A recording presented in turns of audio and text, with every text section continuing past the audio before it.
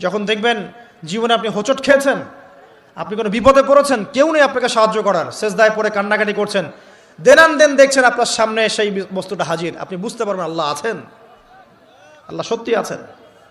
আল্লাহ ছাড়া অন্য মানুষদেরকে আপন মনে করে নেবেন, দেখবেন আপনি পদে পদে কষ্ট পাবেন। কারো কাছে আশা করেন না, কষ্ট পাবেন না।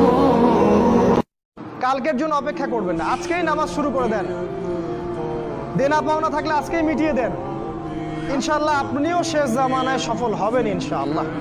যদিও বা এই জামানায় সফল হওয়া খুব কঠিন, খুবই কঠিন।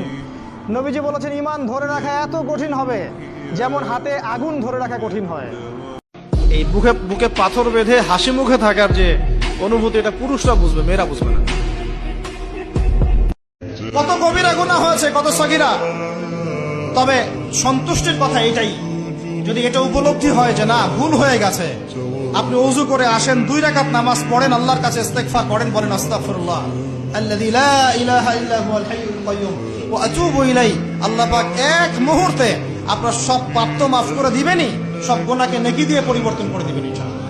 যখন দেখবেন জীবনে আপনি হোঁচট খেয়েছেন, আপনি কোনো বিপদে পড়েছেন, কেউ নেই আপনাকে সাহায্য করার, সেজদায় পড়ে কান্নাকাটি করছেন, দেন দেখছেন আপনার সামনে সেই বস্তুটা হাজির, আপনি বুঝতে পারবেন আল্লাহ আছেন, আল্লাহ সত্যি আছেন। বিসমিল্লাহির রহমানির রহিম। আল্লাহর উপর ভরসা করুন এবং তার প্রতি সুধারণা রাখুন, কারণ বান্দা আল্লাহর প্রতি যেমনটা ধারণা করে আল্লাহ তার সাথে ঠিক তেমনই। আল্লাহর ব্যাপারে নিরাশ হবেন না, তার দয়ার প্রতি আশা হারাবেন না।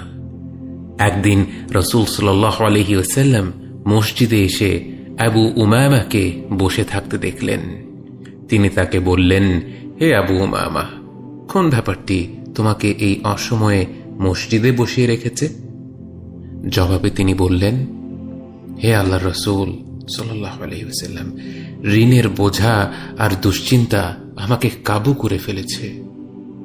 রাসূল সাল্লাল্লাহু আলাইহি ওয়াসাল্লাম বললেন, আমি কি তোমাকে এমন কিছু শব্দ শিখিয়ে দেব যেগুলো বললে আল্লাহ তোমার সকল দুশ্চিন্তা দূর করে দিবেন এবং তোমার ঋণ পরিশোধে